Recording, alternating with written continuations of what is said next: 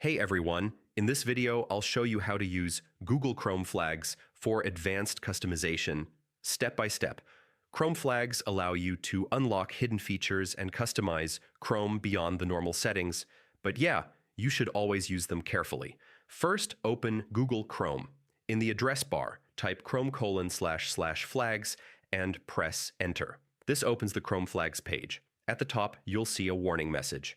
This warning simply means these features are experimental and may affect browser stability. That's normal, so don't panic. Now let's understand how this page works. Each flag controls a specific experimental feature. You can enable it, disable it, or leave it on default. At the top, there's a search bar. Always use the search bar instead of scrolling, especially if you're a beginner. Next, let's change a flag. Type a keyword in the search bar, for example, scrolling or performance. Once the flag appears, click the drop-down menu and select Enabled or Disabled. After changing the option, Chrome will show a relaunch button at the bottom. Click Relaunch to restart Chrome. This step is important. The flag will not work unless Chrome restarts. Now here's an important tip. Never enable too many flags at once. Always test 1 or 2 flags, then use Chrome for some time.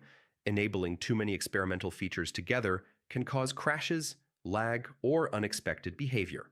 If you ever face issues like Chrome freezing or pages not loading, don't worry.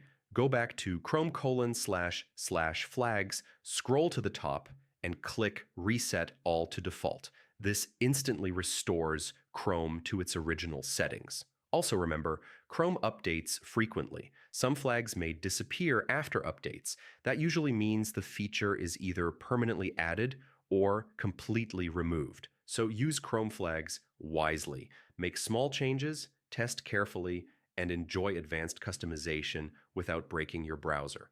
And that's it. This is how you use Google Chrome flags safely and effectively in 2026. If this guide helped you, like the video, share it, and subscribe for more step-by-step Chrome tutorials.